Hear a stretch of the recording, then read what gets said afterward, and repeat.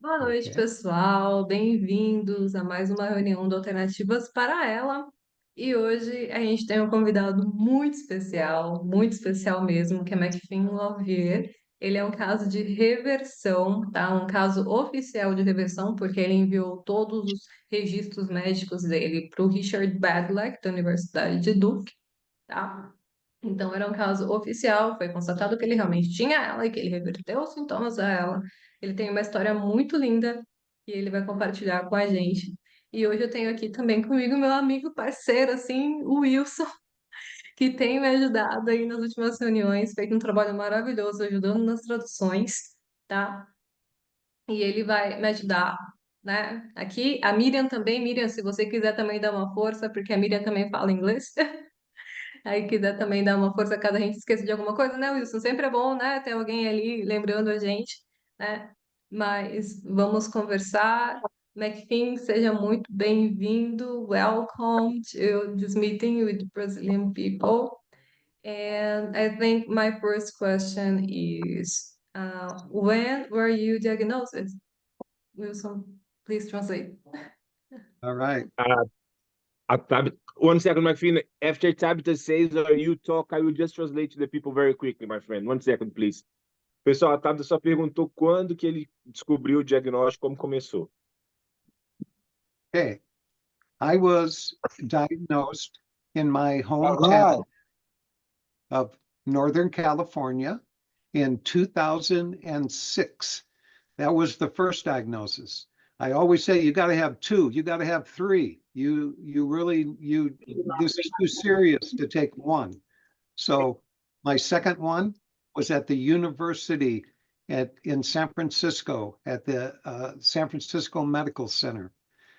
Both of those neurologists told me that I had 18 months of life left.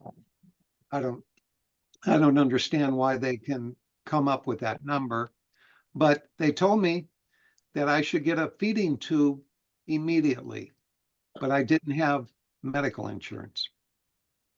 Got it. Pessoal, ele falou que começou, o primeiro diagnóstico dele foi em 2006, na cidade natal dele, no norte da Califórnia, e depois ele teve um segundo diagnóstico feito por um hospital mesmo da Califórnia, de São Francisco, perdão. E ambos os médicos falaram que ele teria 18 meses de vida. E ele falou, como é impossível chegar, como que eles chegaram nesse número, né? Como que não fazia sentido. E tinha um grande problema que ele não tinha seguro de saúde, ele não tinha plano de saúde. Go ahead, Sim, McFinn. aí ele não fez o feeding tube, que é a gastro, né? Porque ele não E, tinha e seguro. no primeiro diagnóstico já pediram para ele colocar a track. Exatamente. Valeu. Não, a gastro, né? O feeding tube, que é A gastro, feeding tube, desculpa. isso, a Exato. GTT. Não, Aí pediram para ele colocar a GTT logo no começo, ele só não colocou porque ele não tinha insurance, né? Que é o seguro de saúde. E ele falou que ele recebeu o primeiro diagnóstico e depois o segundo, porque essa é uma doença muito séria para você ter um diagnóstico só, né? Que você não tem que aceitar o primeiro. Então ele tem dois diagnósticos de dois neurologistas diferentes. And McFinn, when you're let me think about the question here. So, what was the first symptom, and why did you looking for a neurologist? How that happens? How were you feeling? Explain about that. Okay. We know inside that something is coming to get us. We have a feeling. First, I had a feeling. Then I had a talk with God and said, God, I feel like something is coming after me. 4 months later, I bought a house, a kit house, and tried to put it together myself. I had a real hard problem, became very stressful. Stress. Okay, stress. One day I told my worker I wasn't coming to lunch, and I went down into the woods and started crying. I didn't know what was wrong with me. I went inside and I told my wife, I said, I'm being driven crazy by this construction job. I cannot do it any longer. Okay. 30 days, 5, 10, 15, 20, 25, 30. I went to pick up a trash bag. No. I lost my arm. Gone. Then my other arm. Gone. And then my legs. Gone. Uau. So I was like, I didn't know what was happening. And so when I went to the neurologist, he said, I need to give you an EMG. That's where they stick the needles in. Uhum. He stuck all these needles in, he turned on the machine. It was very painful. And he said, I'm sorry, your nerves that you have left are dying, and the rest of your nerves are already dead. And there's nothing we can do about it. You Uau. have 18 months to live. Go home. There's nothing we can do for you. I'm like, but this was 2006. A lot has changed since then. Yeah. Let us translate. Yeah. Então, So, eu vou começar, Wilson, aí você me dá uma força aqui se eu esqueci de alguma coisa, tá? Fica à vontade. Bora lá. Porque ele tava falando, né, que ele tava construindo uma casinha de criança, né? Um kids house, né? Ele comprou tipo um dormitório para ele fazer e assim, uma coisa importante que ele começou falando é que ele sentiu uma coisa dentro dele que alguma coisa ia acontecer assim. Ele sentiu tipo Isso. uma premonição assim, exatamente, bem importante. Aí ele fez isso. Eu até peguei um que eu nunca tinha feito, sabe? Eu até comecei a fazer agora depois dessa primeira. Quando ele está falando, eu vou tentar colocar alguns tópicos chaves, entendeu? Para a gente não esquecer. Eu anotei dessa vez aqui agora, porque a primeira faltou umas coisas básicas que a Isso. gente esquece mesmo. E aí eu tô meio aqui já no caminho. Se quiser continuar, pode continuar à vontade, eu Não, pode falo qualquer continuar, coisa continua aqui. você. Vai, você Então, anotou. beleza. Ele falou, beleza. Ele falou o seguinte, pessoal, que ele começou a ter um sentimento dentro dele que alguma coisa ia acontecer assim. E aí ele comprou uma casa para ele construir, um dormitório para ele construir. E durante o processo de construção, ele teve um estresse muito alto. Ele ficou muito estressado com construção. E um dia ele foi para o meio do mato e começou a chorar que nem um doido. Ele não sabe por quê, assim. Chegou para a mulher dele e explicou que ele estava muito estressado com a obra. Tinha uma coisa angustiando ele. 30 dias depois, ele foi levantar um saco de lixo e não conseguiu. Aí ele continuou o outro dia, o tempo foi passando, o outro braço não estava respondendo. Fraqueza. Depois as pernas, foi passando. Aí isso em 2006, ele procurou um neurologista, recomendaram para ele a eletromiografia, ele fez a eletromiografia e o médico falou para ele que os nervos dele estavam morrendo, que não tinha o que fazer, que ele tinha 18 meses de vida e para ele voltar para casa e resolver o que ele tinha que resolver. Sim, exatamente isso. William, William, não, Wilson, eu vou perguntar em português, aí você traduz para o McFin, tá? Pode Fica ser? mais fácil para. Tá? Então, eu vou perguntar para o McFin agora, como Otávio, ele desculpa tá. rapidinho, desculpa rapidinho. É porque, como ele estava falando e a gente interrompeu, eu não sei se ele queria continuar o raciocínio dele, entendeu?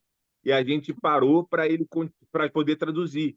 Talvez ele queira continuar o que ele estava Ele falando, em falou que vez a da gente partir vir. daí muita coisa mudou. Então, eu acho que ele vai começar a Aham. falar do protocolo dele, né? Mas antes Então, eu quero fica à vontade.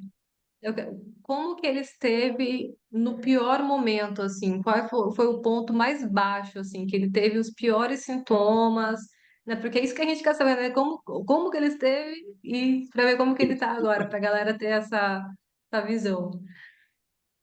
McFinn, please, can you share with us, like, what was your worst moment, during this process? Or worse yes. symptoms, how bad were you?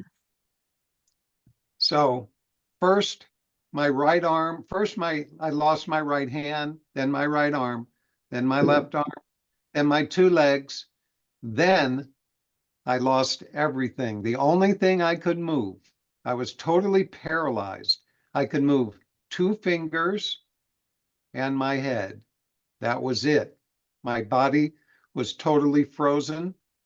People had to feed me, bathe me, take me to the bathroom, everything. I couldn't move. I could move luckily, I had a $26,000 wheelchair and my two fingers could move the joystick so I could move myself around.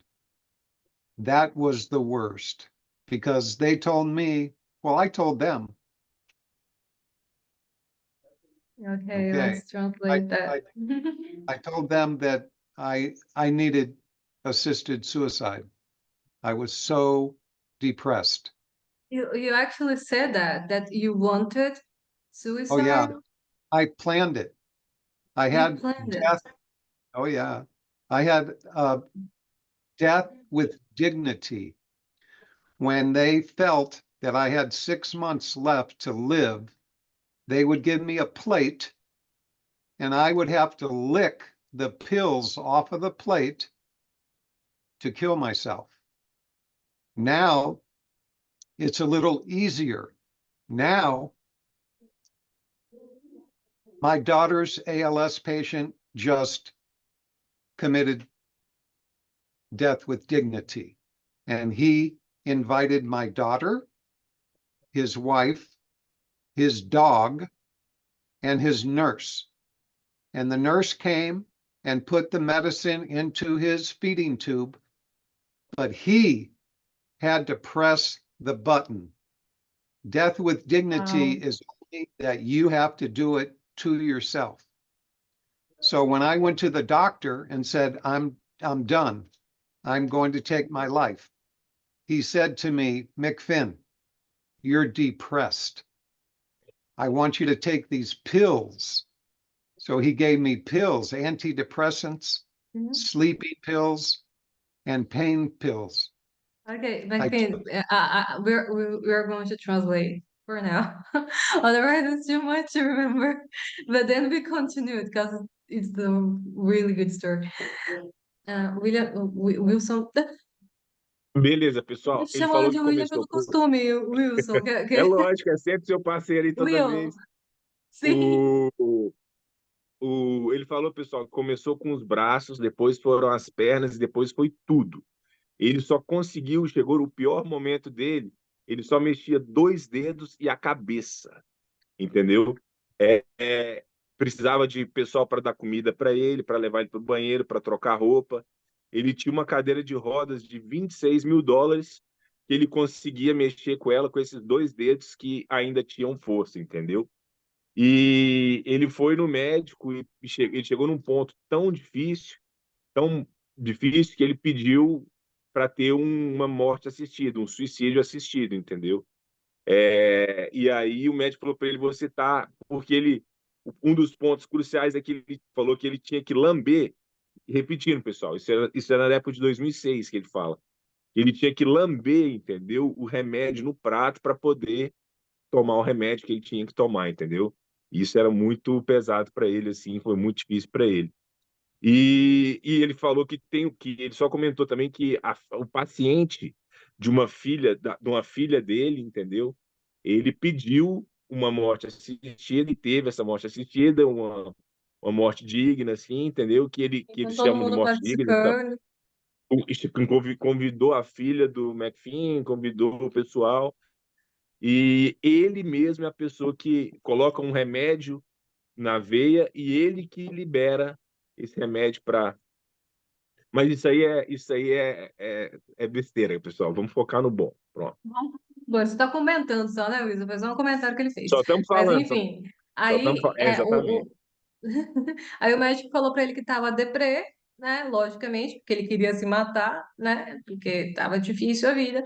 E ele começou a tomar as famosas pílulas, né? Uma pílula para depressão, outra pílula para dormir, né? E, Uhum. e isso. McFinn, Go please ahead, continue. McFinn. After the pills, what happened? Please go ahead. So that was in February.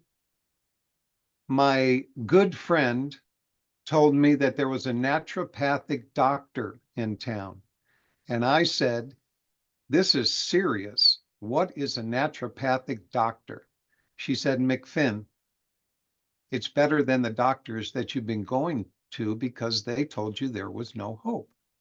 So I went to the naturopathic doctor, and the first thing he said was heavy metals and no B12. Get those checked. I got them checked with my regular doctor. He gave me a blood test to test for the lead. You don't find, that's only if you recently were exposed to lead. Lead is stored in your fat and in your bones. I had this lead since I was a child. It was stress. I have to tell you, stress brought this out. So that's what I have to say about that.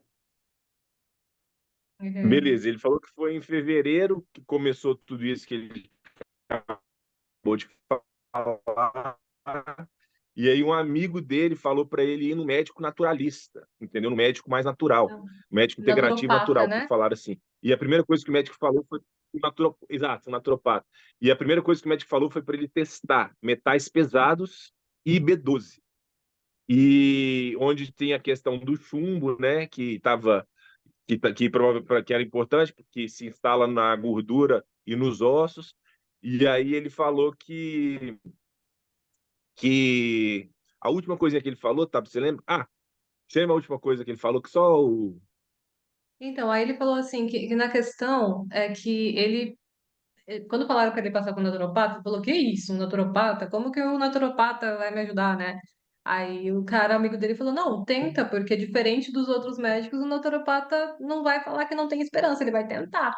Então, a primeira coisa que o naturopata falou pra ele, ó, vai lá e testa metais pesados e testa sua B12. Então, ele foi no médico convencional dele e pediu pelos exames, né? E ele fez, e realmente ele estava com uma quantidade de chumbo, assim, absurda, quantidades que você só tem se você é recém-exposto, né? E a dele estava, tipo, super alta, e também a questão do estresse, né?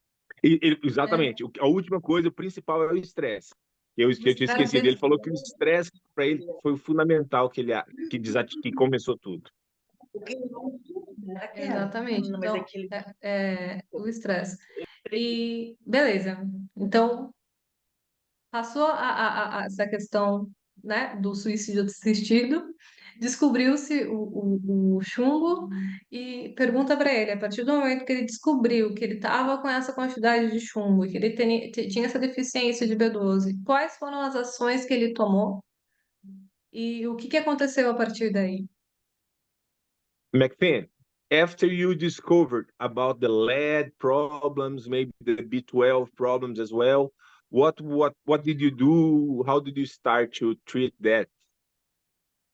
It's called chelation therapy. So chelation therapy is when you take the chemical that you take is called DMSA. And what it does is it goes in and attaches to the lead and you pee it out. So I did that for 17 months. My lead level went from 49 to 16. So I was very successful. Chelation therapy.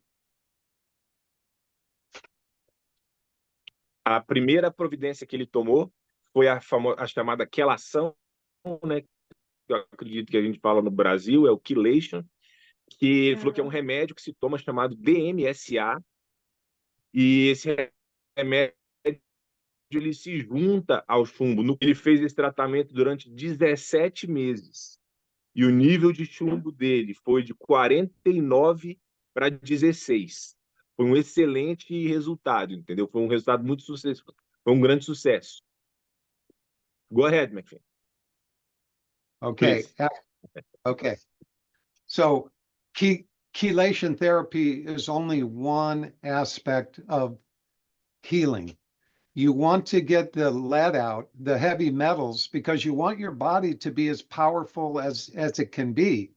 So lead did not, the chelation did not heal me. It only made my body stronger. If you want to know, my wife, when somebody says, McFinn, how did you reverse ALS? My wife will say that I had approximately 8 therapists coming to my house, and they were doing, I'll tell you, I was doing a steam sauna, massage, Ayurvedic massage with oils, cranial sacral therapy, which is moving the liquid in your brain to get it to go through your body. So you need to have your brain cleaned. And what I had to do was squirm on the floor for 45 minutes a day. I could only move 2 fingers in my head, so I couldn't move, but my cranial sacral therapist told me, McFinn, your nerves have to be activated.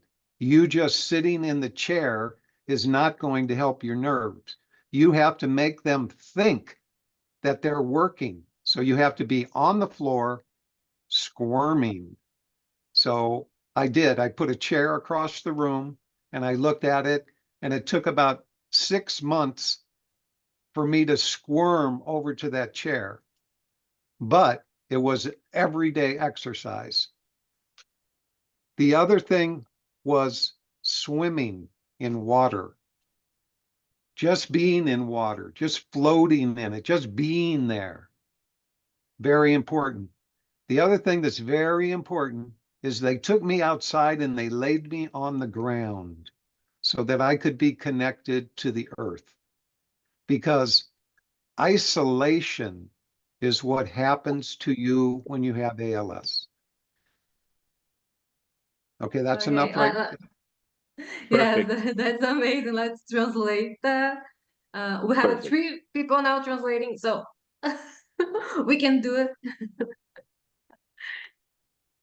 Beleza, pessoal. Ele Please, falou que please. aquela ação que ele fez foi muito importante, mas foi um dos fatores de melhora. Não foi aquela ação que sarou ele, entendeu? Era muito importante ele ter o metal pesado fora do corpo dele, para o corpo dele ficar mais forte e ele conseguir se recuperar. E uma vez a esposa dele, se perguntar para a esposa dele o que sarou ele, ela vai falar que foram meio que 8 terapias. E aí ele foi descrevendo aqui, ele falou que fazia sauna, fez sauna, fez massagem ayurvédica, inclusive ele comentou que era ayurvédico o tipo da massagem. Ele Com os fez uma outra óleos e coisa que tal. chama... Exatamente. Ele falou uma outra coisa que chamava... como se chama cranial sacral therapy, que é como se fosse mexer nos fluidos da cabeça para o corpo, entendeu? E ele fez isso muito tempo, e essa pessoa, e uma coisa que ele fazia muito, ele rastejava no chão, o que ele dava, porque ele não mexia nada, mas ele só mexia os 2 dedos e a cabeça, e ele ficava no chão, curvado, tentando fazer uma volta na cadeira, e demorou muito tempo para ele conseguir fazer isso. Mas o especialista lá, o terapeuta dessa massagem craniana sacra, digamos assim, falou para ele que era muito importante ele mexer com os nervos, entendeu? O cérebro dele entender que os nervos estavam lá e tentar movimentar de alguma forma. A única forma que ele tinha era ficar no chão, forçando o máximo que ele podia fazer alguma coisa. Ele falou também que outra coisa importante era a natação, ficar na água, entendeu? Ele acha que isso foi fundamental também, de ter o contato com a água, com a natureza, e que também colocavam ele na terra, na grama, do lado de fora, para ele ter o contato mesmo assim com a natureza de novo, entendeu? O Que é isolação, isolamento. aterramento.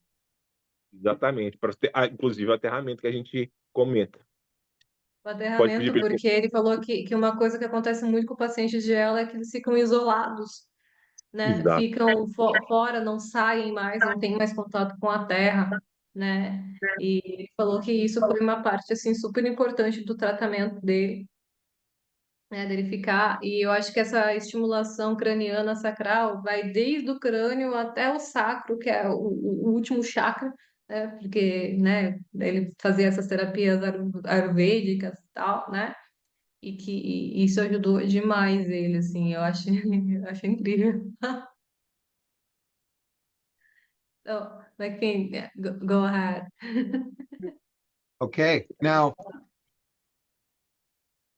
building up your body, even if your body doesn't move, it still needs to be healthy. So I put myself on a vegan diet. And so I have been a vegan for, 20 some years. So that is no dairy, no meat, no canned vegetables, only organic vegetables, only fruits, fresh, nuts, sprouted almonds, quinoa, balsamic rice, lentils, cut oats. These are the kind of things that give to your body. They don't take away from your body. There's certain foods that we take, like too much sugar, too much meat, trying to digest it. Our body needs to have our body needs to clean itself out constantly. So your diet is super important. But you can actually eat whatever you want. I just chose to do that. You can have a steak every day. It's not what goes so much into your body, but it's what comes out of your mouth and out of your head. Because the words that you speak, the thoughts that you think, these are the things that bring you down, or they lift you up. So you have to, I have two words. It's called 3 words: higher vibrational vocabulary. Every word you speak is potent. Do not waste your words, especially yelling at somebody or being upset, because that only weakens you. I know that William Richard knows all of this, but I just want to repeat it because there are certain things in life that are basic. And waking up in the morning and saying hello to the day is part of being present, not being fearful. Oh my God, another day. Our thinking is very powerful. That's really nice. People need to hear that. Actually, they need to hear that. Yeah. Wilson, Beleza, pessoal. Ele falou que assim que era muito importante trabalhar o corpo. Ele começou falando que era muito importante a gente trabalhar o corpo e que ele tomou a decisão de virar vegetariano, que ele é vegetariano, vegano, há mais de 20 anos, segundo ele. E o que isso quer dizer para ele? Nada de derivados do leite, né, de lactíneos, nada de carne. Ele utiliza vegetais orgânicos. Como é que a gente fala nuts mesmo no Brasil? É simples, nuts, nozes. Nozes, entendeu? Nozes, quinoa, aveia. Ele fala que a dieta, segundo ele, é muito importante. Só São que, alimentos que segundo ele, alimentam o seu corpo. que exatamente, que nutram e alimentam o seu corpo. Só que, segundo ele falou que você pode sarar com qualquer dieta. Que, na visão dele, a cabeça é muito mais importante do que a dieta em si. E ele falou que ele costuma falar que assim que a gente precisa ter um vocabulário vibracional, entendeu? Elevado. aquela frase que a gente sempre fala no Brasil, né, pessoal? Palavras têm poder. Ele fala para a gente sempre tentar manter esse espírito, entendeu? Para a gente tentar, assim, quando acordar, a gente dá bom dia, tipo, digamos assim, dá bom dia para o dia, entendeu? Para a gente conseguir elevar essa questão. Ele enfatiza muito, pessoal, essa questão interna da gente evoluir internamente, da gente acreditar, da gente estar bem, entendeu? Da gente ter esse pensamento mais elevado, mais vibracional de uma forma positiva. A gente tem que se preocupar mais com aquilo que a gente, menos com aquilo que a gente coloca da boca para dentro e mais com o que a gente fala da boca para fora, entendeu? Que isso é muito mais importante. Mas lógico que ele fala também que a questão do açúcar e lactose e o gluten free é muito importante, porque tudo isso é inflamatório. Né? Mas se você pode comer carne, né? Tanto que a gente tem caso de repressão que é carnívoro e tal. Enfim, William? Sí, yo voy a hacerle a él una pregunta que no sé, porque yo llegué un poquillo tarde, entonces no sé si ya vocês falaram, mas ele perdió peso, tuvo que recuperar peso, y si fue así, voy a preguntar a él, né? Como é difícil não comer carne, não? Porque você sabe que a gente fala sempre de como recuperar músculo através da ingesta de proteína. So, McFinn, I'm sorry, I arrived a little late to the meeting. I was somewhere in another meeting. But I have this question for you. I'm not so sure if you already spoke about this. Um, first of all, did you lose a lot of weight? I mean, through the beginnings of your illness, and then being a vegan, a vegetarian, right? How did you recuperate? Because I see you are quite fit. I can tell from the image you are quite fit and you have good muscle structure. So how was it by not using meat? I'm very interested in that. Okay, well, there's always a well, gorillas in the jungle do not eat meat. They eat bananas and vegetables and leaves, and they're very strong. So having a vegan diet is okay, but it has to be supplemented. See, every day I take a supplement. It's a feeding tube meal. It's called Heal in a Meal. And so Great. I love the supplement. yeah, so I take 2 scoops every morning with a banana, blueberries, frozen cherries, and whip it up and put it in my thermos and drink it all day long. So I know that I'm getting all of the vitamins and minerals that I need. Then I top it off with cacao, and I drink cacao every day from Costa Rica. So let me say that here's the trick. This is for you, William. At my age, I lost my testosterone. Okay, so now every 2 weeks, I get a shot of testosterone. It makes me run. It makes me do everything I need to do.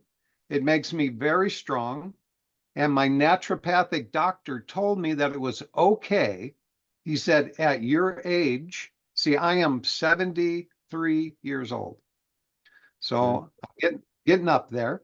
He said, at your age, it will just make your life a little bit nicer.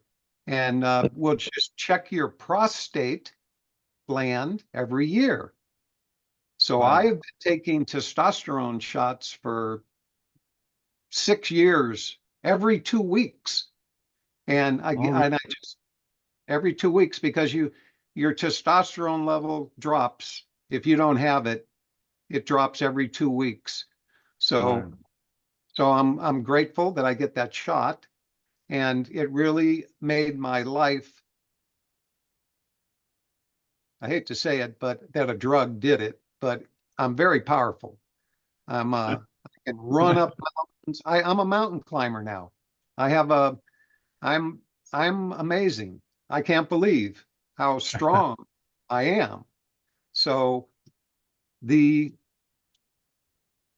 one thing that overcomes all of this is attitude. And I had a very poor attitude for a while because there was no hope. And finally, when the doctors were very honest and said, there's nothing we can do, I said, thank you. It's my turn. I'm going to take over. And so that's what you have to tell the doctors. When they tell you, nope, you tell them, yes, bye. And that's why I got a naturopathic doctor. And he stuck with me the whole way, where my other doctors, they were like, come and see me in 3 months and let me see how weaker you are. And I'm like, go away. It's like the doctors were not helpful. It was me investigating that saved my butt. Because if I would have just listened to the doctors, I don't know what would have happened to me. But chelation therapy, very important. But I haven't gotten to the most important part. And if Okay. shall I take a break? Let Let us you talk, translate Will? from here, and then we continue, because otherwise I'll be listening Sure. and I forget that we need to translate. Tabita, realmente essa questão que eu tô fazendo de pegar os tópicos, fechou, viu? Não tá perdendo nada praticamente, assim. Vamos lá, Tá então. ótimo, Ele Wilson, você começou... é muito bom. Não, essa Bom. ideia aqui foi diferencial, cara. Aqui, pessoal, Amei. ele começou falando, né? Ele começou respondendo ao William, assim, os gorilas são vegetarianos, né? E o gorila não come carne, o gorila só se alimenta de vegetais e é extremamente forte, é muito forte, né? E ele falou que a dieta vegana é ok, é ótimo, mas ele tem que usar suplementos, ele usa suplementos. Ele, inclusive, citou um que é o Hill and Meal, ele toma todos os dias, a Tabita, inclusive, conhece, e ele mistura todo dia com banana, com blueberry, com cereja, faz uma vitamina e fica tomando durante o dia, entendeu? Isso aí repõe vitaminas, minerais. Ele também toma cacau todo dia. E aí ele começou a falar que ele começou a perder testosterona por conta da idade e muitas coisas. E que de Então, 2 em a 2 idade dele, semanas... entre aspas, 73 anos. Exatamente, tá anotado aqui. 73 anos. Ele toma 6 anos reposição hormonal de testosterona de 2 em 2 semanas. E aí o médico naturalista dele falou que ele só deveria checar a próstata todo ano, entendeu? E ele checa todo ano e toma há 6 anos, 2 vezes, a cada 2 semanas, e tá perfeita a próstata dele. E ele comentou que isso aí deixa ele até usou o termo assim, eu não quero muito falar isso, mas assim, me tornou um pouco viciado, porque eu me sinto poderoso, eu me sinto forte, entendeu? E aí ele repetiu uma questão muito importante, pessoal, que é a questão da atitude, da gente ter atitude. E ele falou uma coisa que é o que eu mais falo, entendeu? Que assim, o médico que eu vou aqui, ele manda você ir de 3 em 3 meses só para ver o quanto você piorou. É exatamente o que ele falou e é exatamente o que eu falo para todo mundo, entendeu? E ele falou assim: tome o controle da situação. Tome o controle da situação, entendeu? E ele repetiu no final de novo que a chelation foi muito importante para ele. E aí ele falou assim: mas o mais importante mesmo, assim, ele que ia falar, eu ainda não falei de uma coisa, e aí já estava muita Ficamos no coisa para a gente suspense. traduzir. Now, tell us the most important thing, please. The most important thing, we're all ears. The most important thing, there is one thing that is most important. Esse vale. Quem falou isso? Just a minute here. 1, 2, 3, 4, 5. Okay. All right. I'm going to tell you how I got cured. So this is something that I don't talk about. but I'm going to talk about it to you. I had a miracle. I had two miracles. I'm a very simple person, but I have served mankind. I was in a monastery when I was 21 years old. I ran a hospice for people who were dying for 18 years. Wow. 3 years later, I got ALS and I was dying. So here's the deal.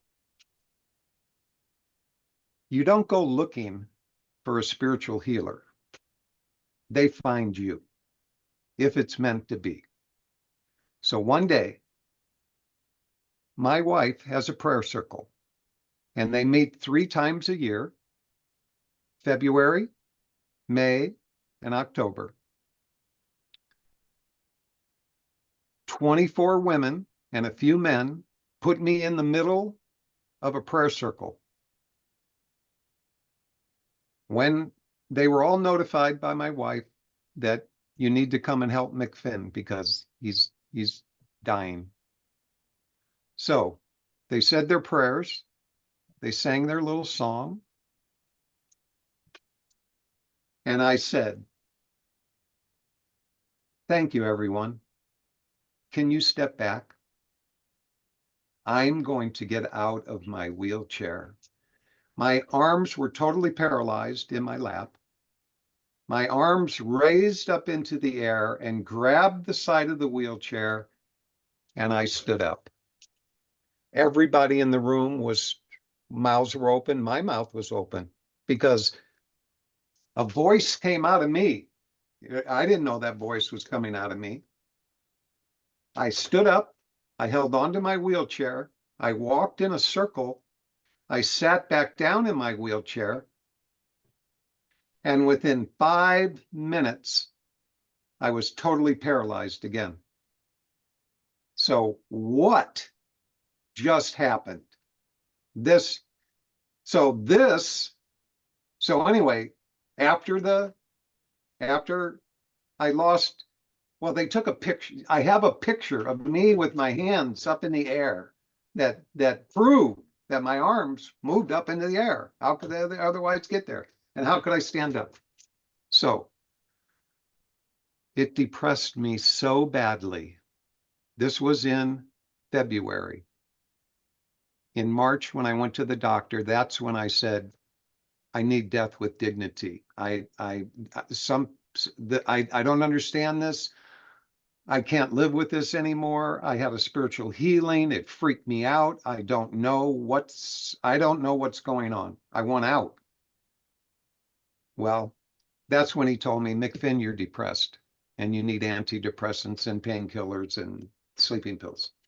So I went along with that for just a little while. But in March, my telephone rang again and it said, McFinn, there's a naturopathic doctor in town. And I said, this is serious. What is a naturopathic doctor? And my friend called me every day at 2 o'clock. She'd call. So she said, McFinn, I'm calling you every day until you call the naturopathic doctor. And one day I said, damn, she's going to call me any minute.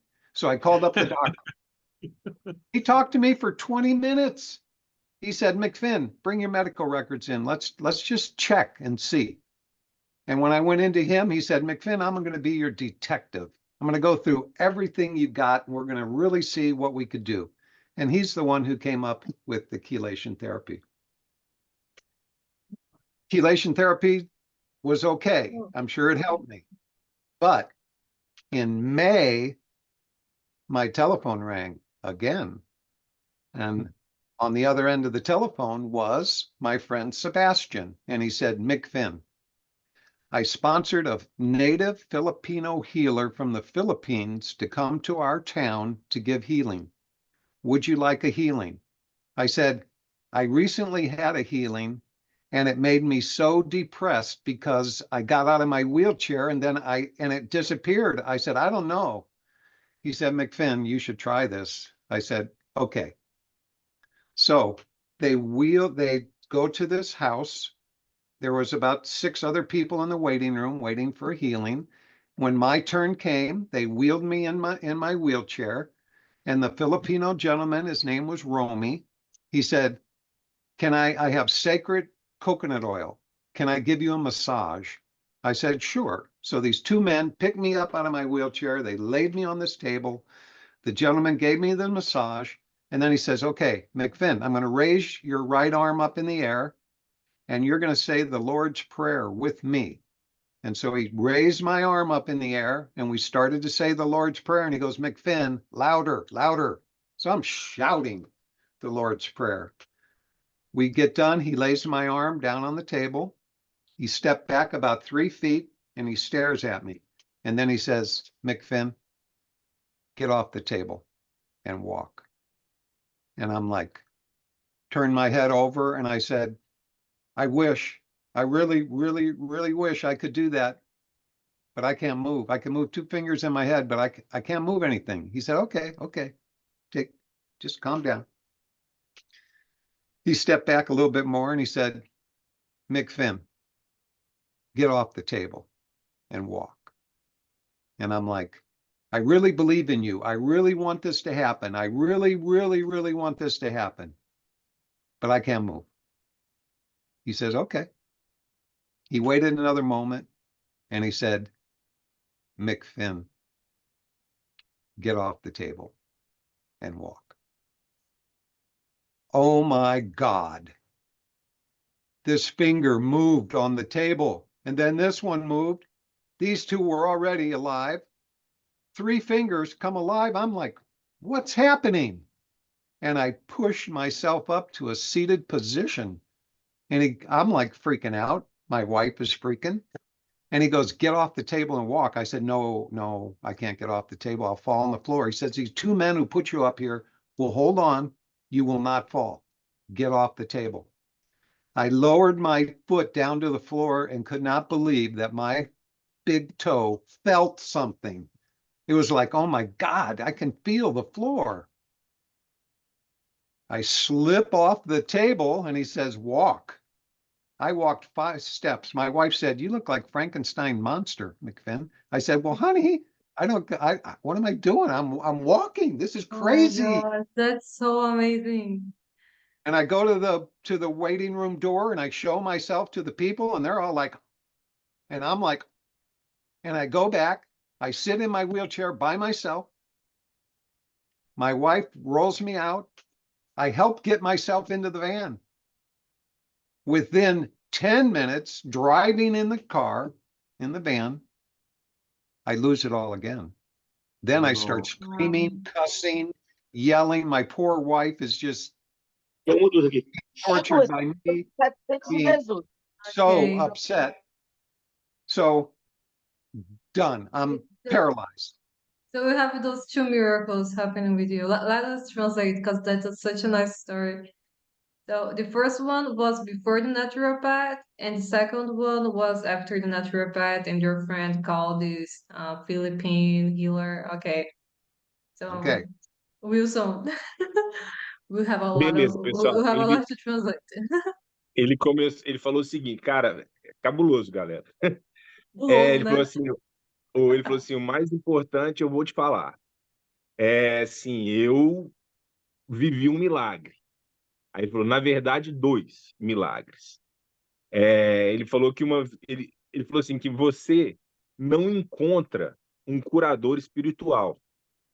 Ele falou que o curador é que te encontra.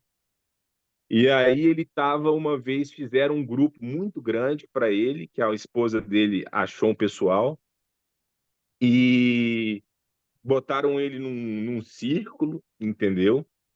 E começaram a rezar, e começaram a rezar, entendeu? E fazer um monte de oração.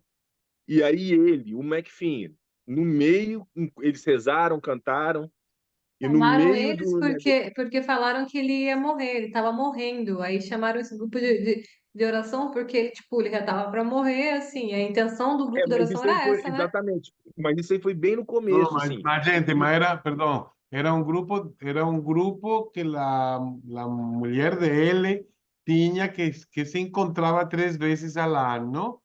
Isso. Uhum. para fazer este tipo de chamo de healing, esse tipo de coisas. Aí, como ele Exatamente. estava. Isso, desculpa. Não sei se é possível. É que, na verdade, era como se fosse um grupo de oração, assim, né? Não Isso, era para isso. curar ele de levantar alguma coisa assim, mas era um grupo de Não, oração, exatamente. isso, E aí, isso. durante essa reza, durante o canto, o McFin pegou e falou: com licença, eu vou levantar. E ele mexia 2 dedos e a cabeça. E ele segurou na cadeira, levantou e andou. Ninguém entendeu nada, não sei o quê. Ele voltou para a cadeira. 5 minutos, ele estava completamente paralisado de novo. E isso aí abalou a cabeça dele de uma forma demais. Foi depois disso que ele foi ao médico tentar o suicídio assistido. Entendeu? Porque mexeu tanto com ele que depois disso foi quando ele foi ao médico tentar o suicídio assistido. Inclusive, ele falou que ele tem foto desse momento que ele levantou. Entendeu? Isso aí foi em fevereiro. E aí ele foi no médico, o médico falou que era depressão que ele tinha, quando ele queria a questão do suicídio assistido. O médico falou que era depressão, tentou dar remédio para ele, essas coisas. Em março foi que ele conheceu o naturopata que ele falou. Entendeu? Agora ele deu um resumo da história do começo ao fim. Então, tudo que ele já tinha comentado um pouco, ele está explicando onde que aconteceu os passos, entendeu? E aí foi quando, em março, ele conseguiu falar quando o naturopata apareceu na vida dele. E aí eles conversaram um monte e o cara falou para ele: eu vou ser o seu detetive. Eu vou te ajudar, ele ou ela, perdão. Acho que era ela, inclusive. Mas eu vou ser seu detetive nesse negócio. E aí foi o primeiro passo, aquela ação. Entendeu? Que ele já tinha comentado, mas foi disso. Em março, tipo assim, quando ele começou aquela ação, ele já tinha tido esse primeiro milagre, ele já tinha levantado uma vez. E aí um amigo dele, o Sebastian, chegou para ele um dia e falou assim, do nada também, que ele já estava nisso, o cara falou assim: eu tenho um curador, entendeu? Um curador filipino que, assim, na cidade, né, no estado, e eu queria muito que você experimentasse, que você tentasse. E ele falou: cara, eu vou te falar, eu tenho medo disso, porque eu já fiz uma vez e me deixou muito mal, me deixou muito depressivo, porque aconteceu um milagre e 5 minutos depois acabou. E eu não sei o que eu faço. E o rapaz falou: tenta de novo, não sei o quê. E aí ele fez esse novo, aí ele conheceu esse curador filipino, chamava Romy, e quando começou tinha mais umas 6 pessoas para serem atendidas. E na hora do McFin, o Holmes chegou para ele e falou assim: eu tô com um óleo de coco sagrado aqui. Eu posso fazer uma massagem em você? Ele falou: pode. Aí eles deitaram ele numa maca, né, numa mesa, numa maca, e o rapaz começou a fazer a massagem para ele. Depois ele levantou o braço do McFin e pediu para eles rezarem alto, entendeu? Falou assim: você reza comigo, eu vou rezar uma oração aqui, eu quero que você reze comigo. Ele rezava e o cara falava para ele rezar mais alto, entendeu? Ele quase gritava assim a oração. E aí o curador, o Holmes, chegou para ele e falou: McFin, levanta e anda. Ele falou: eu adoraria, cara, mas eu não consigo. Não dá. Eu não mexo nada. E aí o cara olhou para ele, chegou para trás um pouco assim, olhou para ele e falou: McFin, levanta e anda. E aí ele, de novo, né, falou que não conseguia, não sei o quê. O cara parou. O cara não falava mais nada, teoricamente, que ele aparentemente só falou de novo: McFin, levanta e anda. E aí na maca ele começou a sentir, ele começou a mexer os dedos da mão. Ele falou que os dedos voltaram, entendeu? Ele começou a mexer os dedos da mão de novo, ele começou a voltar. Ele sentou, ficou com muito medo, muito medo, muito medo, receoso. Ele encostou o dedão do pé no chão e sentiu o chão, entendeu? Ele sentiu assim mesmo no chão. E aí ele levantou e deu 5 passos. E aí a mulher dele falou que ele estava parecendo um Frankenstein andando. Ele andava muito esquisito, assim, ele não conseguia andar normal, obviamente, digamos assim, né? E aí ele andou, tipo, andou na sala, voltou para a mesa, né, para onde ele estava lá, ou para a cadeira ou para a mesa, 10 minutos depois, tudo paralisado novamente. No, sir. And now we are waiting for the rest of the story. My God. Okay, here it is. So the next thing that happens, the telephone rings. It's my doctor. My doctor says, McFinn, it's too dangerous for you to come to the medical office anymore because we don't have any nurses that can get you out of the van.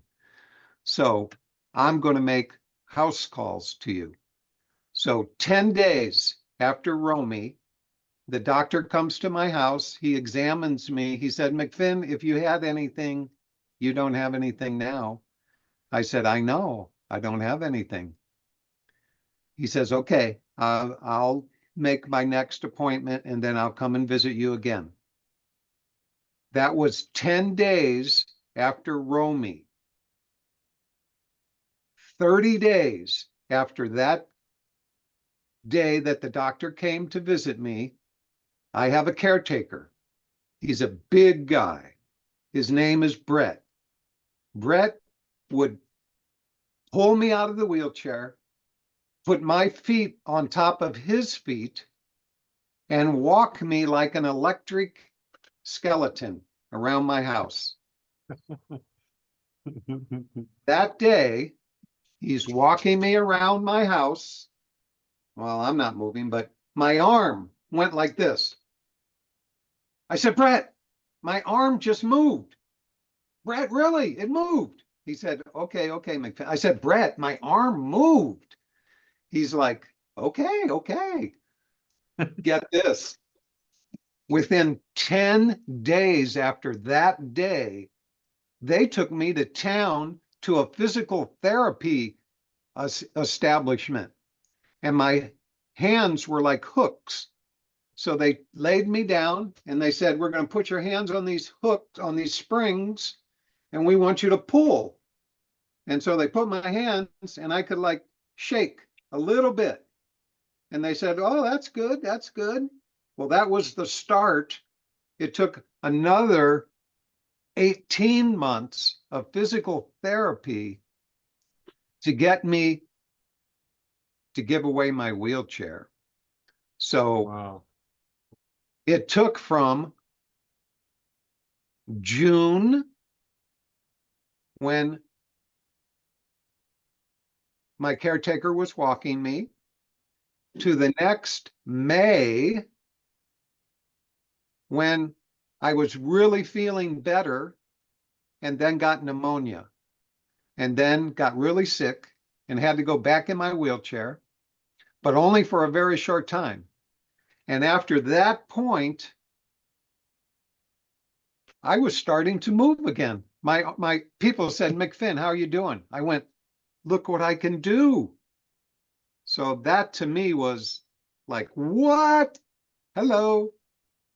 So that's how I started to come back, by my fingers moving, my arm moving, and then physical therapy twice a week for 2 hours every time because I live so far out of town.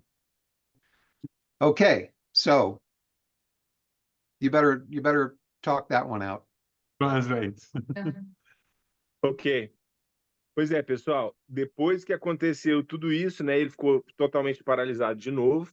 Ele falou que um dia o telefone dele tocou e era o médico da clínica convencional dele, entendeu? Falando que era muito perigoso ele voltar para a clínica porque não tinha enfermeiro para tirar ele do carro mais e que a partir dali as consultas seriam em casa, assim, entendeu? Ou por telefone ou com o médico indo na casa dele. E aí ele teve isso, né? O médico foi lá e ele estava do mesmo jeito, teoricamente, só com os dedos e com a cabeça. E aí, 10 dias, isso aí foi bem depois que ele teve a consulta com Um vômito. o Romy. E 30 dias depois que o médico foi na casa dele para consulta, ele tinha um cuidador que chamava Brett. Se Brett tirava ele da cadeira, é que ajudava ele para tudo dentro de casa, né? Esse cuidador. E o que esse cara fazia, esse Brett? Ele levantava o McFinn, colocava os pés do McFinn em cima dos pés dele E ele andava pela casa com o McFin, como se fosse um esqueleto, segurando um esqueleto, assim, ele comenta. E aí, durante uma dessas caminhadas, o McFin falou que o braço dele mexeu durante esses passeios que o Brett dava para ele. Ele ficou doido, né? Falou, Brett, meu braço mexeu. Ele falou, ok. Ele falou, Brett, você não tá entendendo, cara, meu braço mexeu, velho. Eu bicho, ok, que bom, né? Assim. E aí, 10 dias depois dessa mexida com o braço, começou a fazer fisioterapia. E ele falou que chegou lá que as mãos deles eram de gancho, entendeu? Assim, E exatamente, era mão de gancho que estava. E começaram a fazer exercício a partir daí. E ele fez exercício durante. Aí ele começou a fazer exercício e fazia fisioterapia. E em 18 meses, só para. Que ele falou no final, mas eu vou aproveitar esse momento. Ele fez fisioterapia 2 vezes por semana por 2 horas por dia, quando ele fazia, entendeu? Por 18 meses, até ele sair da cadeira de rodas. Ele recuperou primeiro os dedos, depois os braços, depois as pernas, e depois de 18 meses, ele conseguiu sair da cadeira de roda. Depois que ele saiu, ele teve uma pneumonia que voltou ele para a cadeira de rodas. Ele ficou muito mal com a pneumonia. Sarou a pneumonia, voltou, saiu da cadeira de rodas e recuperou desse jeito. Foi a volta, foi a recuperação total. so nice. Go É, ahead, McFinn, please. Sorry, Tap. Okay, I have a present for you all. So my friend just made me a website, a very simple one.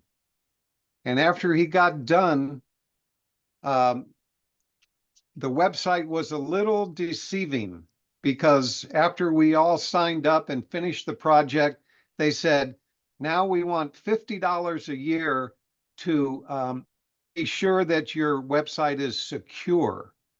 And I was like, this does not sound right. So my friend is working. So the reason I'm telling you this is because I'm going to tell you where to find my book that I read. It's wonderful. Okay. So if you go to McFinnLevere.com, it'll pop right up. And the only thing that's strange is at the top, it says not secure, McFinnLevere.com. Well, that's because I didn't send them that extra money. I'm actually trying to find a different type of website to use. But if you go to this right away, you're going to see my book. And you're going to press the button and you're going to hear me tell my story. And it is really good.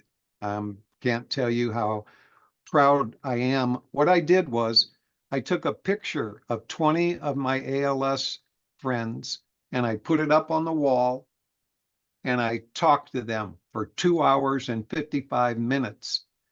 And they got the story right out of my heart. So if you go to McFinnLevere.com, it'll pop right up. And don't be my website. Is this Whoa. No, that's my blog. Yeah, McFinnLevere.com. Nice.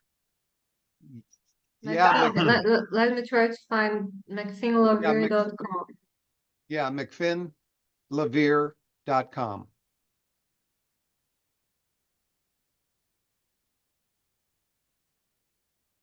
Oh, you don't got it for some reason.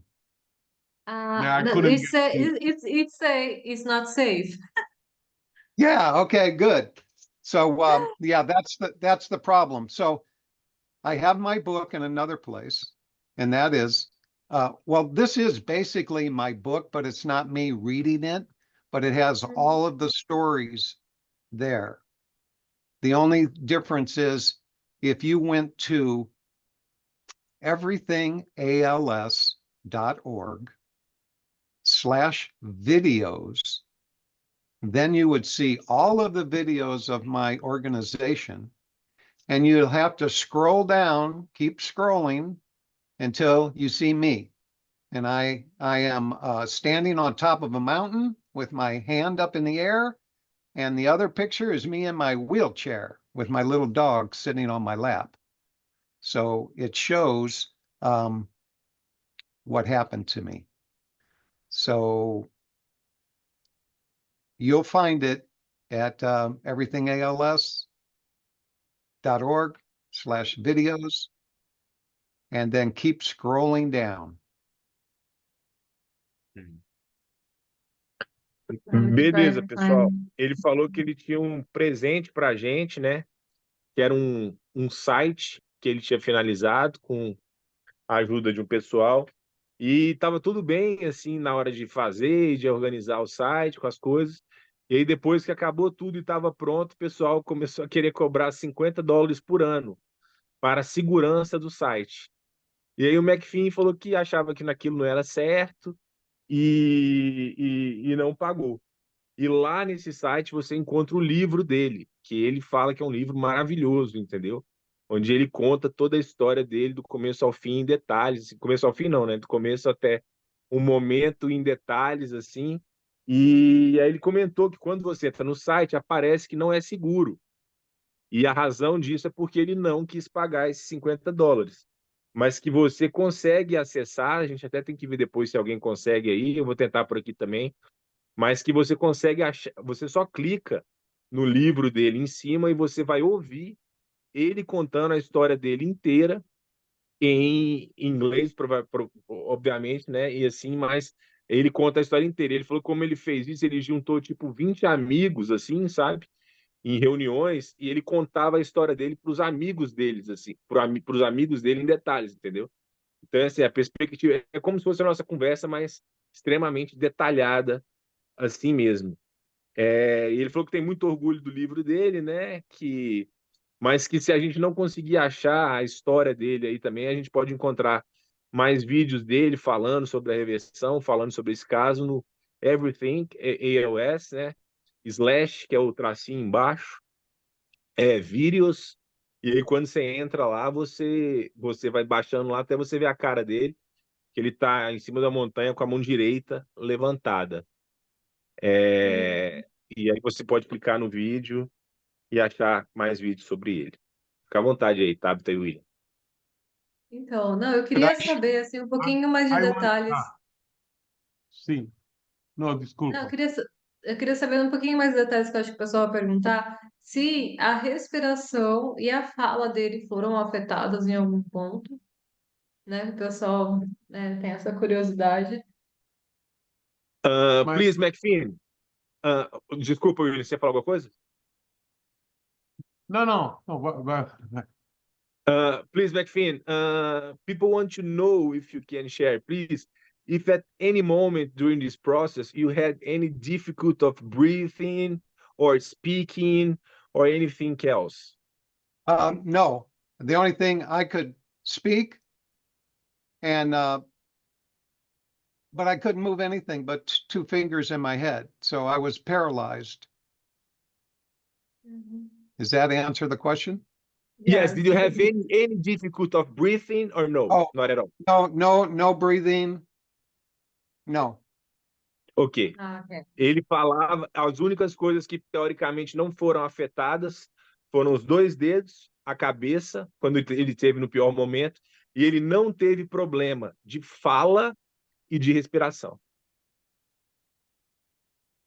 Ok, William, você.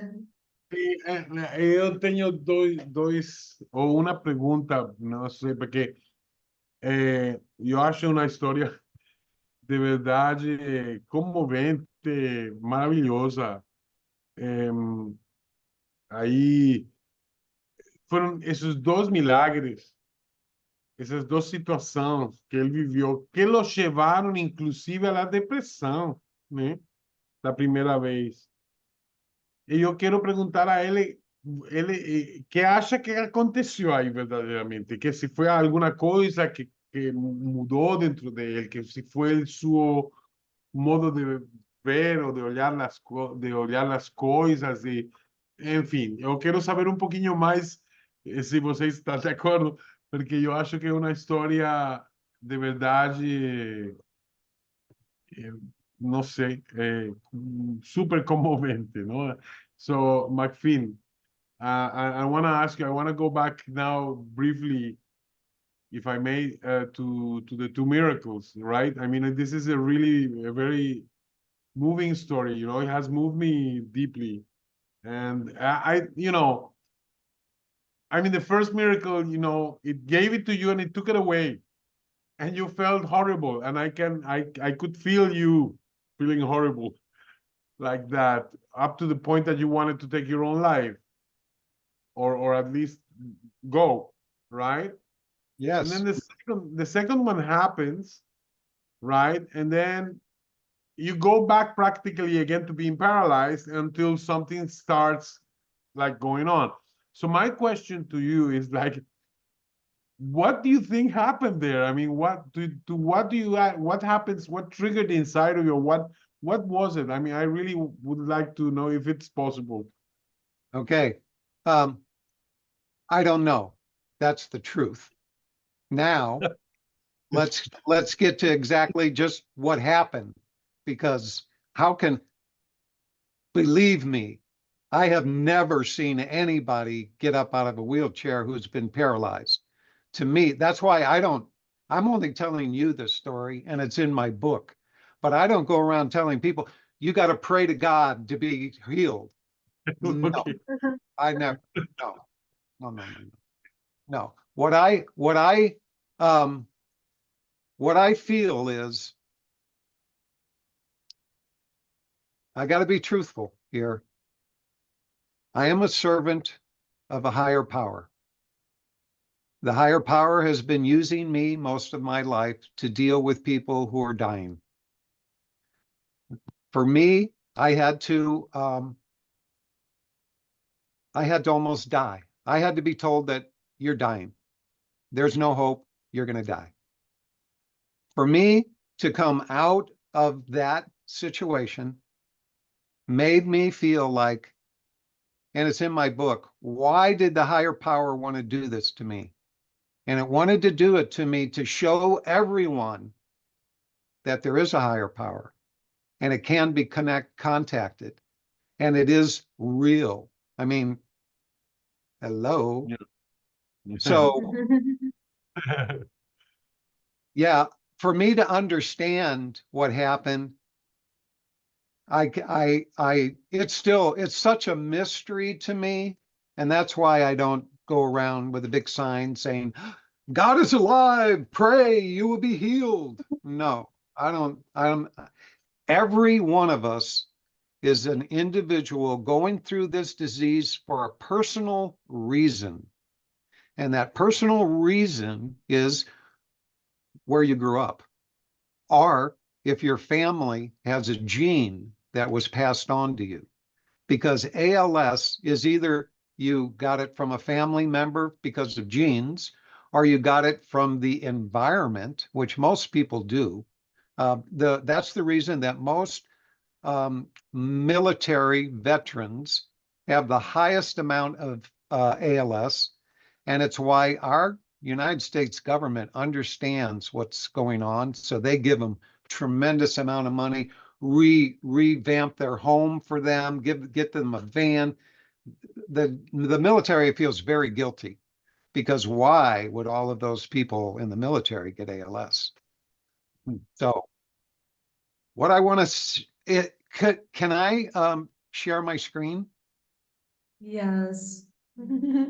Okay, I'll just, In the meantime, let's translate what you said. And then I'll make you host. okay, you tell me when. Okay. Beleza. Pessoal, o William perguntou exatamente aquilo, né? Depois de tudo que aconteceu, o que aconteceu, o que ele acha que aconteceu, né? Pelos milagres e depois ter perdido tudo e tudo que aconteceu com ele. E a primeira resposta dele foi clara: eu não sei, não tenho a menor ideia. Que a verdade era essa, entendeu? E que ele falou que ele, na vida, ele nunca viu ninguém que estava totalmente paralisado levantar de uma cadeira de rodas e andar. Mas ele fala que ele sente muito sinceramente, assim mesmo, que ele é um servidor de um poder maior, entendeu? Que ele falou que ele sempre teve meio que uma relação em ajudar pessoas em dificuldade, pessoas morrendo, entendeu? E ele mesmo foi uma pessoa que quase morreu. E ele quer deixar claro que assim, uma das missões dele é mostrar, tentar transparecer mesmo que existe, entendeu? Um poder maior, um poder superior real, entendeu? Ele falou que ele não é aquela pessoa que fica com uma plaquinha, Deus vai salvar o mundo, não sei o quê, não é, essa não é a questão, mas que cada pessoa, entendeu? Vive essa doença, vive a ela por uma razão pessoal e é para o nosso crescimento, de certa forma, assim, que ele falou, entendeu? Ele falou que, aí ele só comentou que pode ser um fator genético, né? E que pode ser também um fator que ele comenta como ambiental, que ele até comentou que tem muitos militares aqui nos Estados Unidos que sofrem com isso, e o governo dá o maior apoio, de certa forma, como se eles se sentissem responsáveis, entendeu? Culpados por isso. Basicamente foi isso. E aí ele vai Pode compartilhar a continuar. tela com a gente. Please share your screen. Okay, so this is the website of Everything ALS. And here's Dr. Bedlack.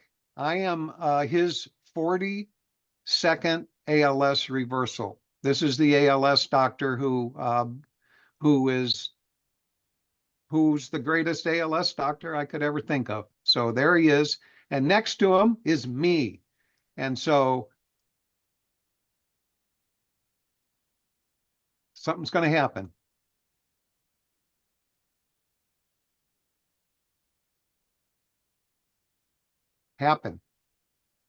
Oh, sorry, no volume. Okay, happen. Fateful Journey, written by McFinn Levere, narrated by McFinn Levere.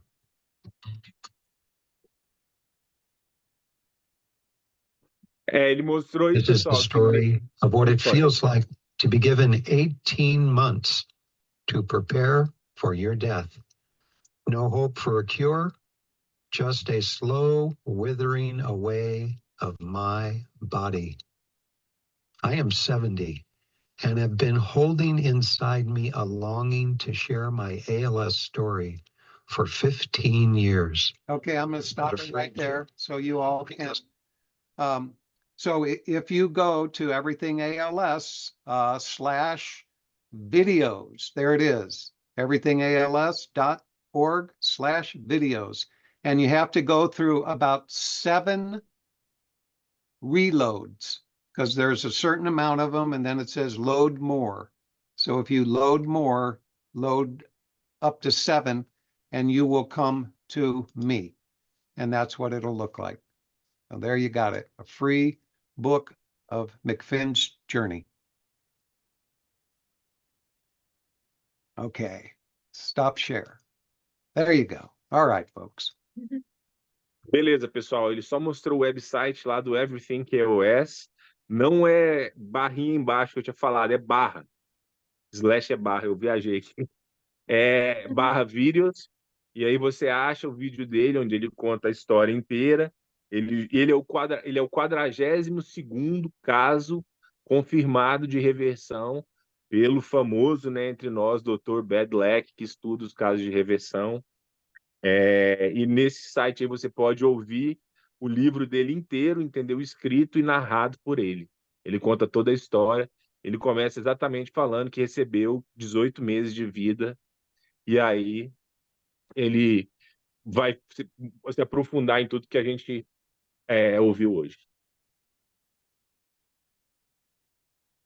Ok. É, Eu queria perguntar. That's so amazing. Então, eu queria perguntar um pouquinho mais, Wilson, sobre a questão do Richard Badlack. Como que foi essa questão de enviar os registros, né? E o que que eles avaliaram e tal? Porque é uma Ótimo, loucura, ótimo, né? ótimo. Eu acho que a gente tem que saber detalhes de como que foi, de como que foi isso, né? Como que o Badlack procurou ele, e ele procurou o Badlack, como que eles se encontraram e como que foi essa troca aí de registros. Eu acho que isso é importante para o pessoal ver que realmente estava lá. O cara tinha ela e agora não tem mais. Please, McFinn, first, we are all very emotional and very happy for you and your story, you know. And we want to know if you can please share how it was like your first contact with Dr. Bedlack. How do you guys get in touch to send documents, you know, to send information to become a proved reversal, please? So there was an organization, it's called, you're probably aware of it, Healing ALS. Okay, they are the I ones, know some things about it. okay, they they are the ones who made the contact because they wanted me to come and give a speech in Salt Lake City, but they wanted to verify that I was actually an ALS reversal. So they had That's me what send all, Patricia does.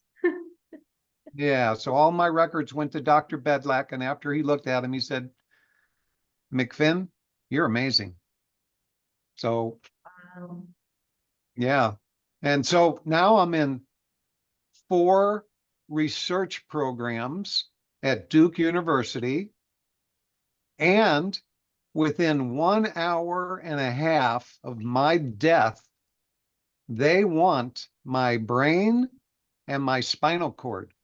So I am signed up for a rapid autopsy within 12 hours of my death in town. I'm all signed up.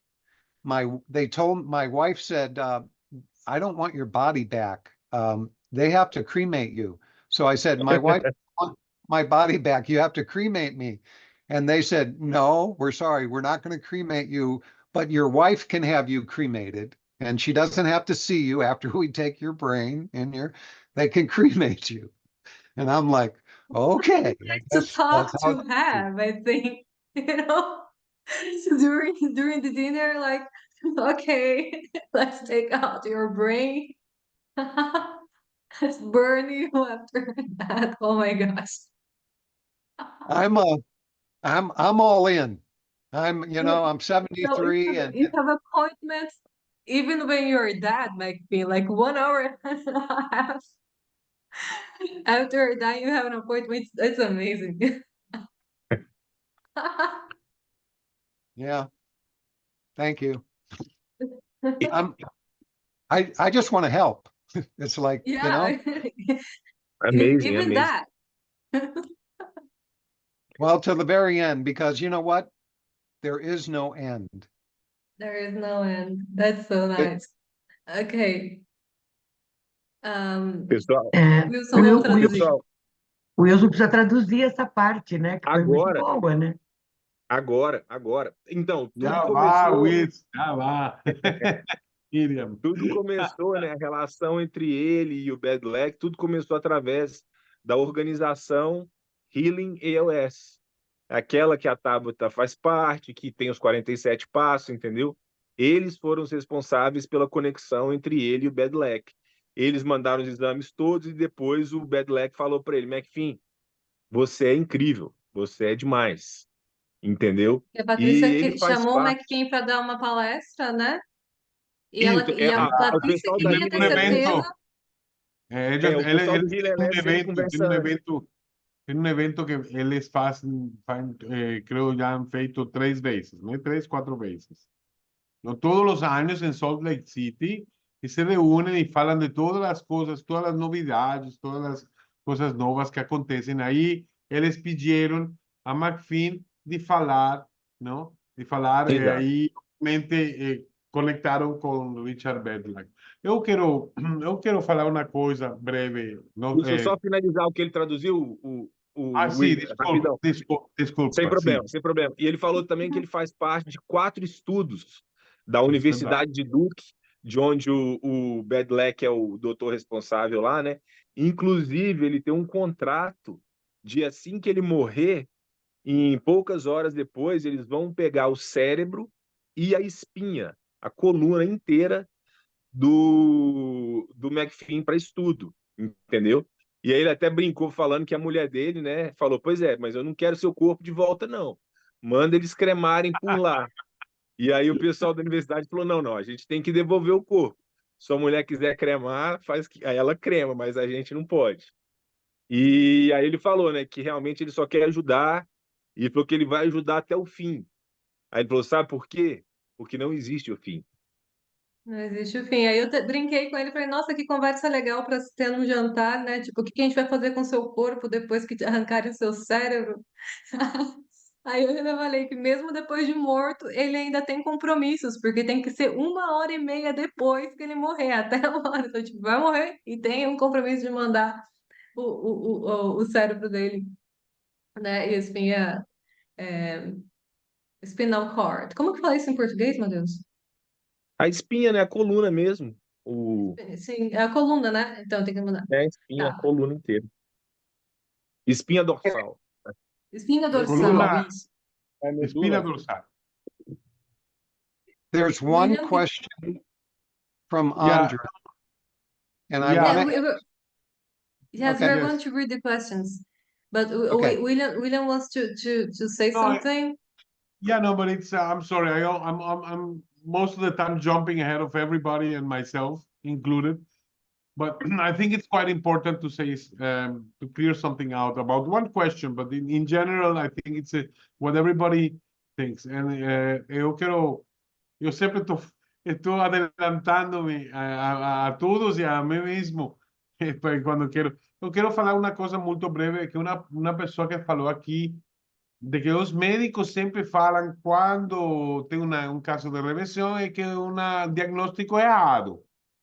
Eu quero falar, ou quero, não quero eu falar, quero que Tabitha fale brevemente como faz Richard Bedlock para afirmar que um caso de reversão é que efetivamente é de ela, por favor, porque é importante, né? Ah, tá. Não, assim, ele acompanha o paciente por anos, ele olha todos os registros, ele olha a eletroneurografia, ele faz os testes genéticos, tá? Tudo para saber se o paciente realmente tinha ela ou não. E o Badlack, ele só coloca na contagem de ALS reversals quando ele realmente tem certeza, porque é o nome dele e o nome da Universidade de Duke, gente, da Carolina do Norte, que estão envolvidos nisso. Tá? Então, assim, ele não ia ser leviano em relação a isso, tá? Então, é todo um programa, tem vários vídeos do Richard Badlack explicando como é que ele faz, tá? Para constatar um caso de reversão, tá aí, gratuito no YouTube para todo mundo ver, tá bom? Então, assim, não é um misdiagnosis, porque grande parte dos casos de reversão tinham o tipo genético também, tinham genes propensos a ela. Então, é real, gente, reversões são reais. Sí, así que diciamo, el doctor Bedlack no es un médico que atiende pessoal, que tenga él para curar o para ayudar en el protocolo, no.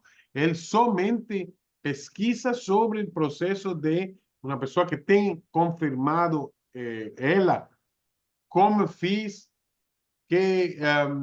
como fiz, que efectivamente como está en este momento. Él solamente pesquisa, él solamente presenta los datos a través de una universidad con un prestigio enorme, que es la Duke University, né? Então, gente, So, McFinn, we were explaining a Tinha, little bit McFean about. tinha, McFean tinha, ela não tem. Assim, confirmado. McLean, you were saying something, and I needed to explain some things first. But what you were saying, please go ahead. About I was just, Andre, you wanted to. yeah, I only have a few more minutes. And so if you have questions, let's go through Yeah. them. Okay, I'm sorry. Let's go through the questions. Então, gente, eu vou ler aqui as perguntas em português e aí vocês traduzem, tá? Tá. Então aqui a primeira tá escrita em inglês, que é da Miriam aqui. How long did it for you? Tipo assim, quanto tempo que aconteceu desde que ele fez os Ele já primeiros. respondeu já. Oi? Ele respondeu já essa pergunta. Você respondeu, né? 18. Sim. 18 meses, né? Aí aqui a pergunta do Derson. Que diagnóstico deram a ele depois dele se recuperar? Você tem aí um diagnóstico? Eu acho que é reversal. Reversal. Ah, É sim. reversal, Diagnóstico chama reversal. chama de reversão. Sim. Mas eu acho a pergunta que fez André muito Uhum. importante, que ela fez também em inglês e pode traduzir. Você pensa, está perguntando André a McPhee, não? Você pensa que uma pessoa que tem ela e que faz exatamente como você fez pode curar ou pode revertir? Esse não é assim, por quê? So Agora a the pergunta é em question that inglês. André, la pregunta de André, the question from André, do you think if someone with ALS does what you did, will he be or she be able to reverse? If not, why? Okay, I have the answer. It's very simple. We are all different. We all have the different history. We all have a different frame of mind. We come from different places. My healing was for me. My healing is so different. Well, let's put it this way. Most people don't heal from ALS. They die. So for me to be here today, I've told many people what I've done, but I've also said, if you do what I did, that does not mean that you're going to be healed. And that's why I don't go out and tell people, you need to go pray to God to heal you. If God wants you healed, God will call you on the telephone. He has lots of agents here on planet Earth. It's very serious, folks. This happened to me for a very personal reason. I've dedicated my life to each of you. So that's the reason that God wanted me to be alive. Because I live you. I take you with me all day, every day. I have to let you go at night.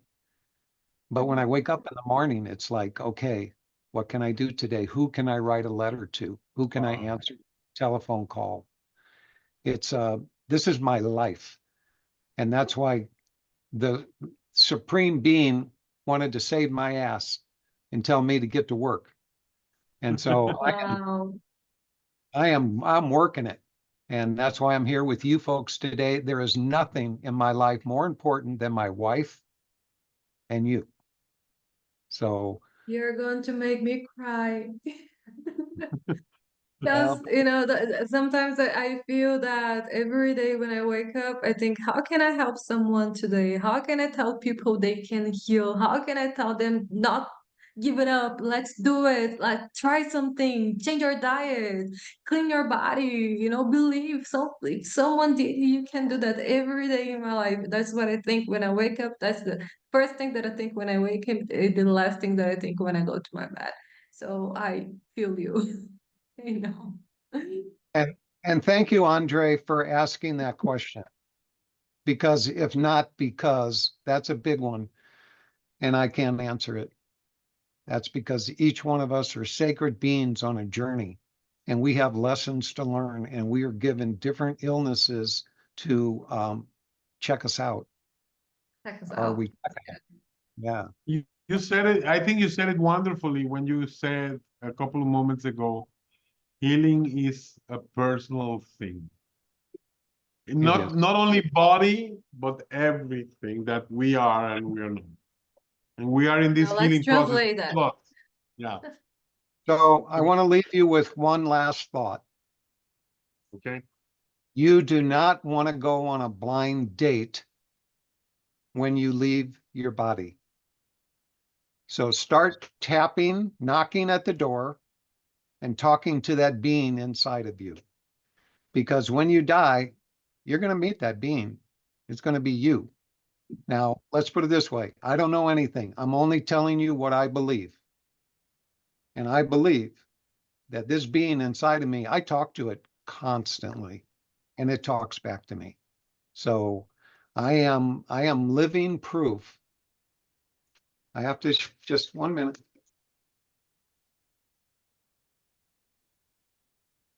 This is my business card. Got to let somebody in the room here, just a minute. So my business card says that I'm McFinn LaVere from Everything ALS, and I am the spiritual guide.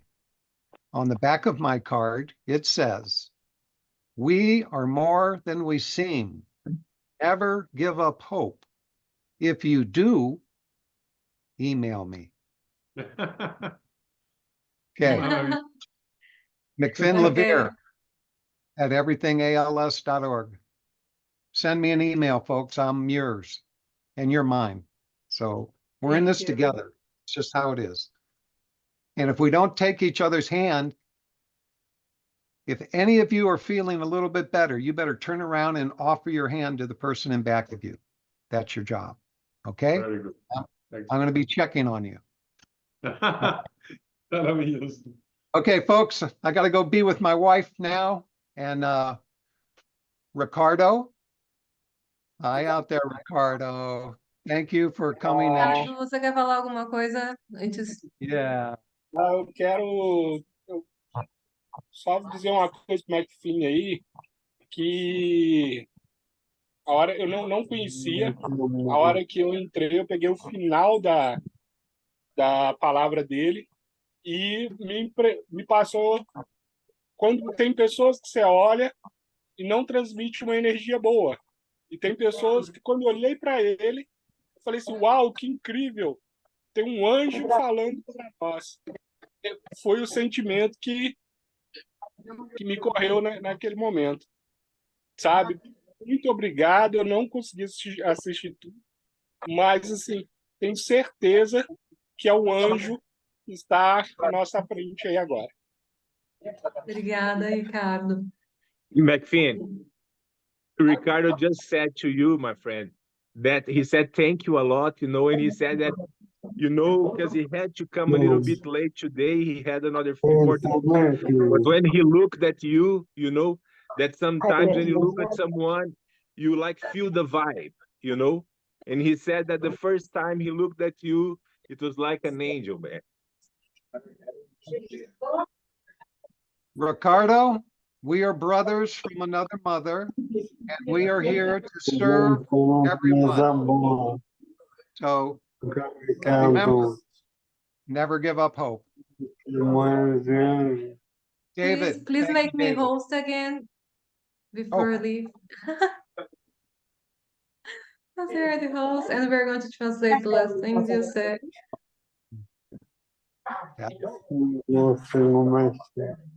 Tabitha. Make host. You are host, Tabitha. Yeah, there you go. Yes, I'm host again. Thank you so much, McFin. McFin, Thank you, muito McFin. obrigada. Thank you, Thank McFinn. you, thank you. Thank you. Thank you very much. Peace on earth.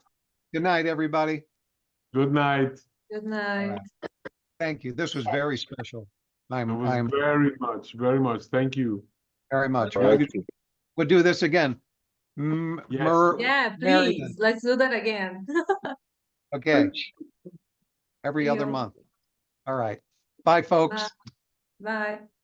See you Gente, vamos soon. traduzir agora a resposta do André, que o André perguntou, né, antes da gente fechar, porque o McFin teve que sair, tá?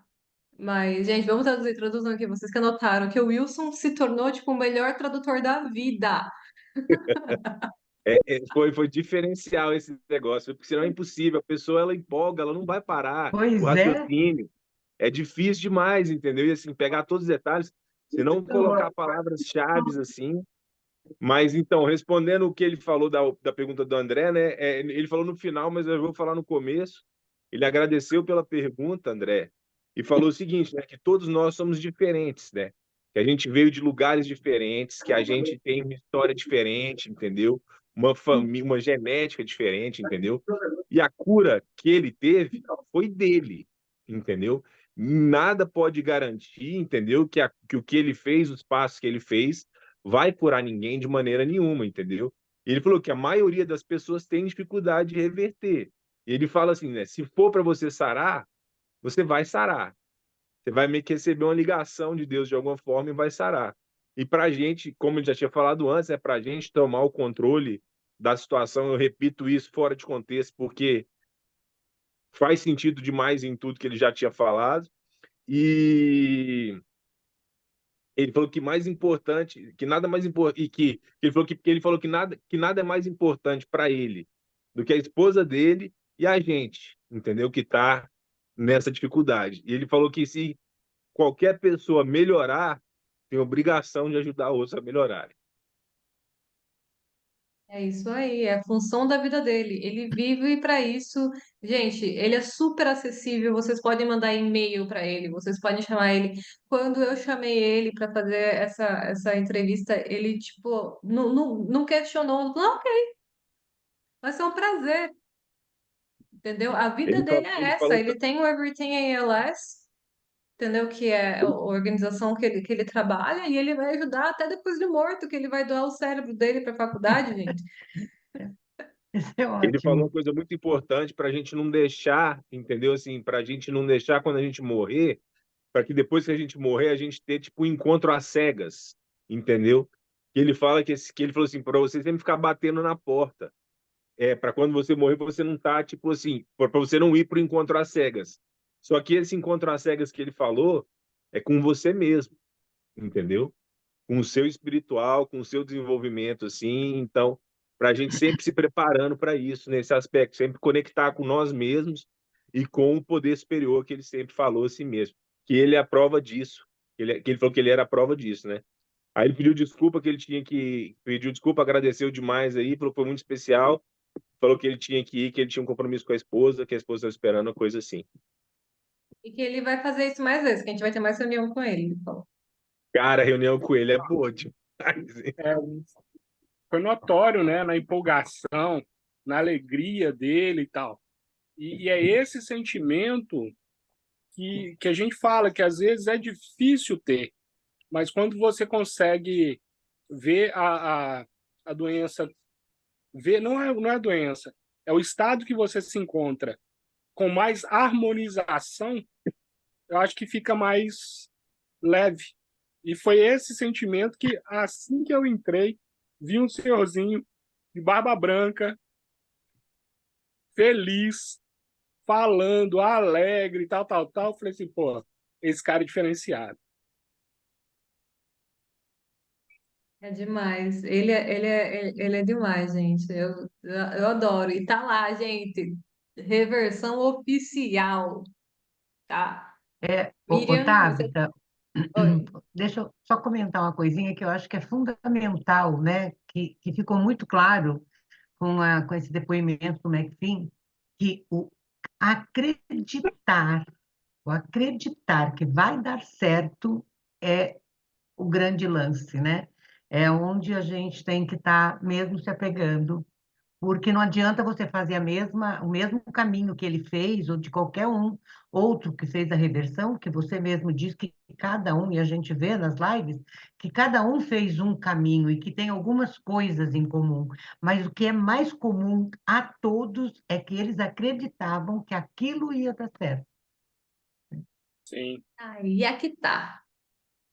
É o mais comum em todos eles. Eu, Todos, todos. eu, eu quero dizer também uma coisa que eu acho que é muito importante, que depois a gente vai fechar, porque estamos cansados, né?